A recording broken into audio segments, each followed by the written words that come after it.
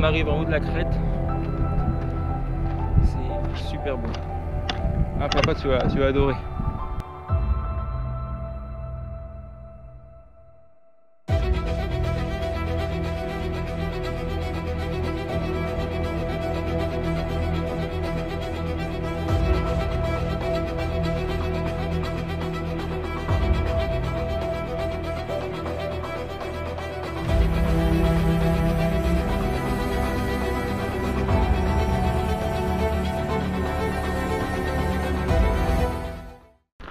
Voilà, on est arrivé. Première étape faite en moins de 6 heures. Ils sont en train de construire un autre gîte à côté. Ah, il y a un autre truc qui était caché. Ouais. Ce ressenti, Martin, c'était Calax. Franchement, j'en fais 2 comme ça par jour. Trop facile. Hein.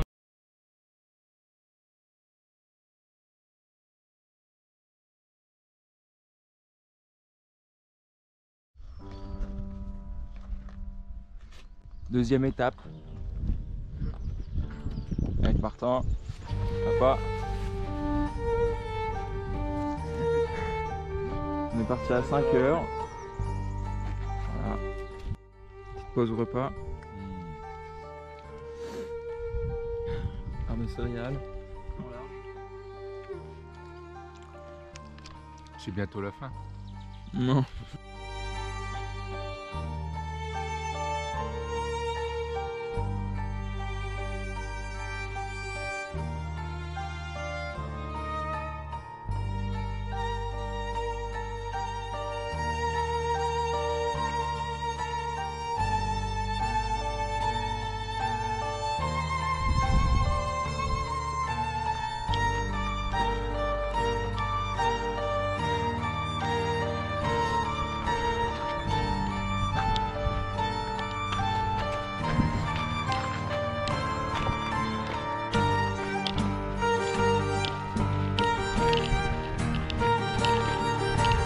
Ah non, oui, le Monte Shinto il doit être là-bas. Hein.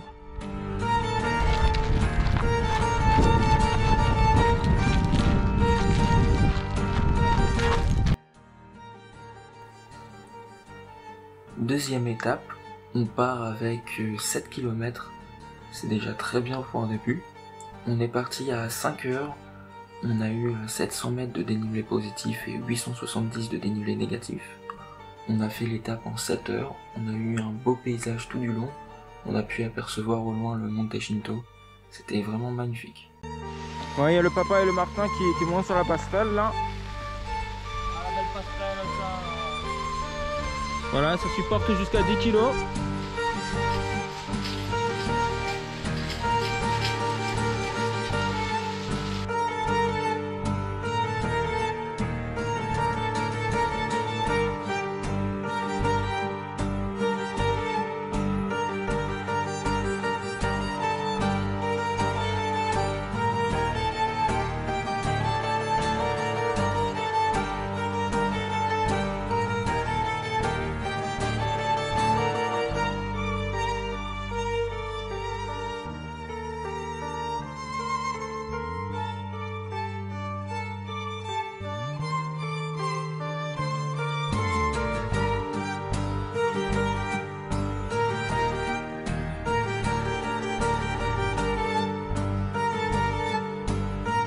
Étape 3, on a eu très peu de kilomètres, on a eu que 4 km. On est parti à la même heure, 5 heures. On a eu 780 mètres de dénivelé positif et 600 mètres de dénivelé négatif. On a fait l'étape en 6h10. Au tout départ, on a un peu galéré, on avait des grandes plaques, mais c'est bon, on l'a fait, c'était super.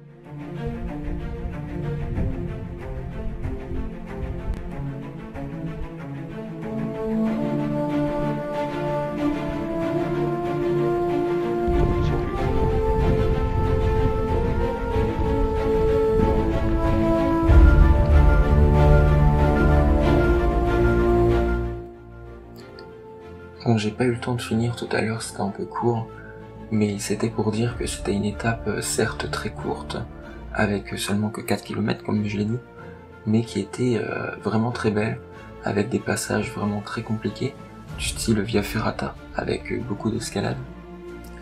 Le lendemain, on avait une longue étape, donc le soir on s'est fait un super resto, comme en fait c'est une station de ski, et comme on est en été, elle est pas en service, et du coup le restaurant on a pu y aller, et c'était vraiment très bon.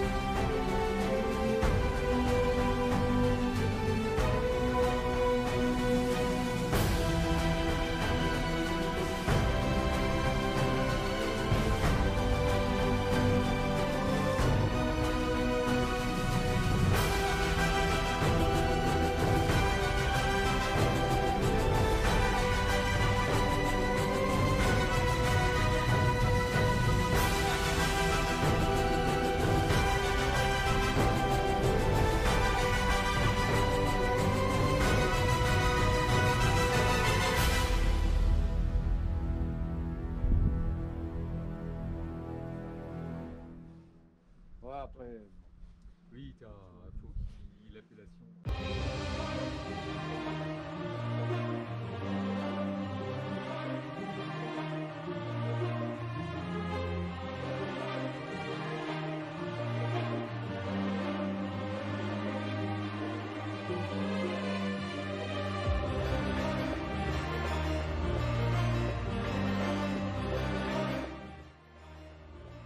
Étape 4, donc une distance de 11 km, une des étapes les plus compliquées du GR20, avec 1300 mètres de dénivelé positif et 1250 mètres de dénivelé négatif, une étape de 9h30. Donc la principale difficulté de cette étape, c'est que vous avez l'impression de monter la dune du Pilat pendant 9h30. C'est horrible, mais bon, quand vous l'avez fait, vous êtes content, vous avez la possibilité de monter en haut du plus haut sommet de Corse, le Monte Cinto. C'était une épreuve très compliquée, mais vraiment magnifique.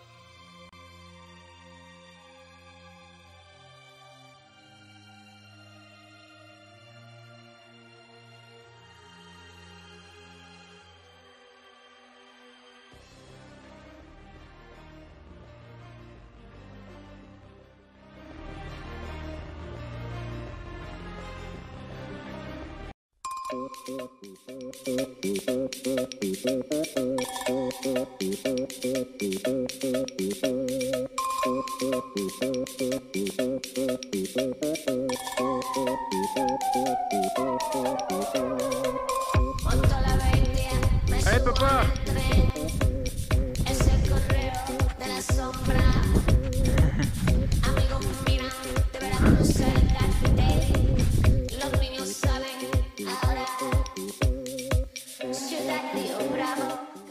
Arrivé à Capanel pour Lolo et pour Martin.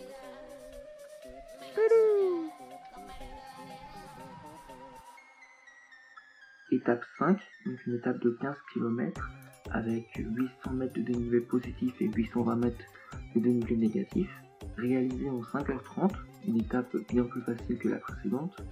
Tout du long, on avait le droit à des petites cascades d'eau fraîche, c'était vraiment très sympathique. Et à l'arrivée, un complexe hôtel-refuge où on a pu boire un petit verre, c'était vraiment sympa.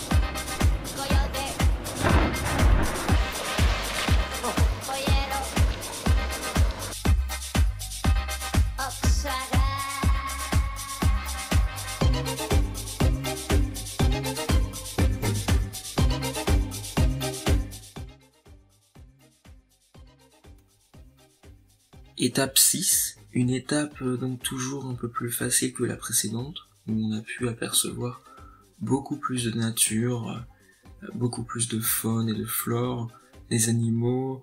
On a pu voir aussi également une petite chapelle tout en haut d'une crête, dès le matin, c'était vraiment magnifique. Donc une étape qui fait 660 mètres de dénivelé positif, 500 mètres de dénivelé négatif, avec je crois une quinzaine de kilomètres également, une étape réalisée en 5h40, et donc vers le milieu on a pu apercevoir le lac de Nigno, donc un lac vraiment splendide, et voilà une étape vraiment magnifique en tout.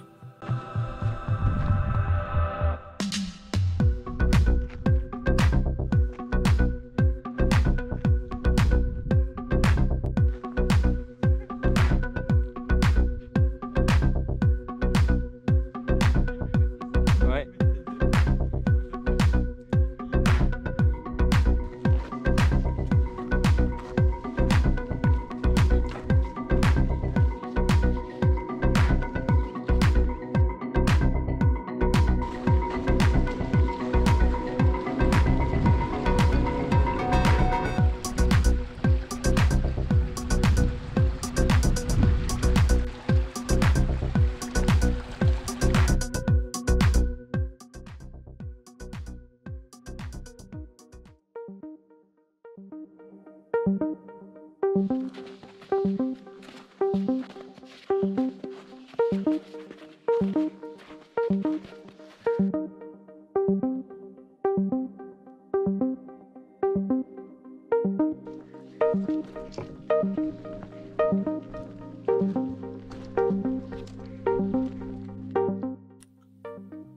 Étape 7, une étape de 16 km avec 1160 dénivelés positifs et 1300 mètres de dénivelé négatif, réalisée en 8 heures. Une étape très compliquée avec possibilité de 2 variantes. Bien sûr, on a pris la variante plus compliquée. C'était l'avant-dernière étape et franchement, elle valait le coup.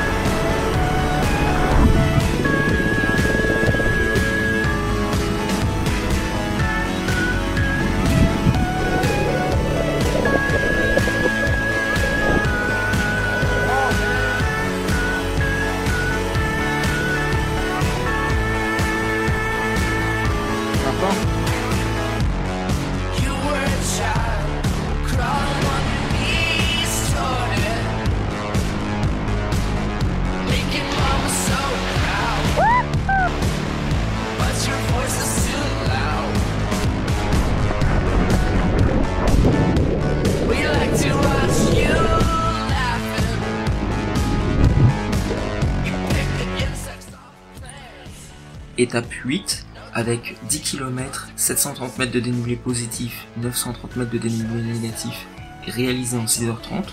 On a dû se séparer de mon père vers midi car il avait un train, mais on a pu profiter quand même des cascades des Anglais, un environnement superbe et magnifique.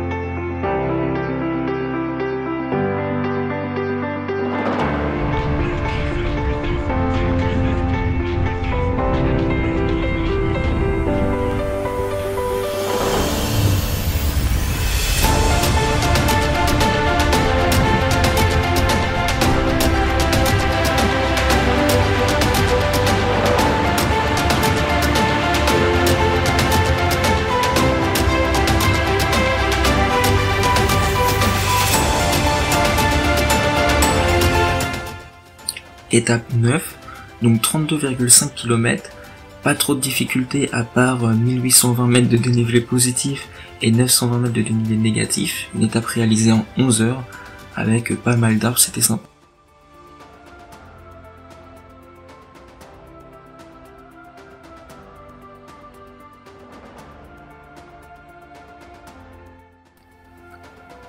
Étape 10, l'étape la plus longue de toute ma vie, on a triplé les étapes. On a fait 40 km, 1700 mètres de dénivelé positif et 1600 mètres de dénivelé négatif.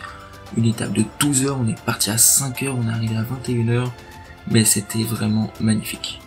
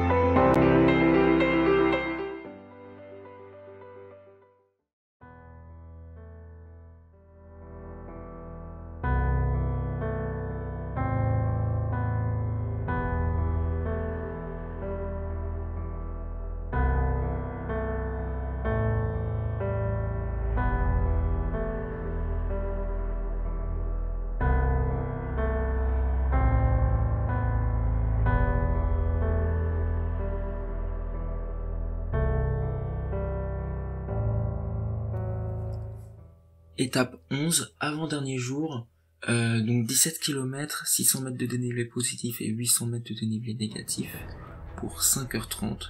Donc on a commencé par visiter les aiguilles de Pavella, c'était magnifique. Des grands cotons-tiges de plusieurs centaines de mètres de haut, c'est splendide, j'adore.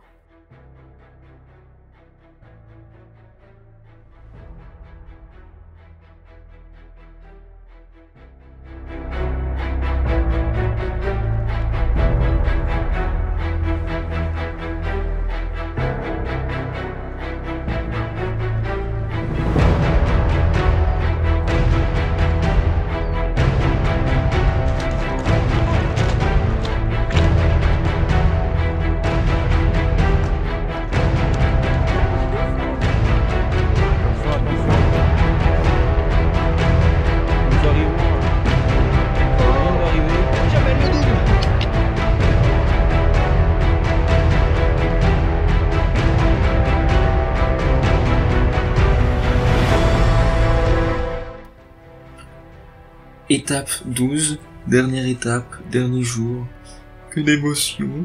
Donc une étape de 13 km avec 300 mètres de dénivelé positif et 1000 cm de dénivelé négatif pour 6h15. On est parti à 8h, on a fait la grasse mat. On est arrivé vers midi, on a rencontré des gens bien sympathiques pour le retour. Voilà, c'était vraiment une étape très belle. On a vu pas mal de faune et de flore. Le paysage était encore une fois magnifique. On a pu voir la mer du sud. Voilà, et puis le soir, on est arrivé à Porto Vecchio. On a pu voir notre camping, c'était vraiment beautiful.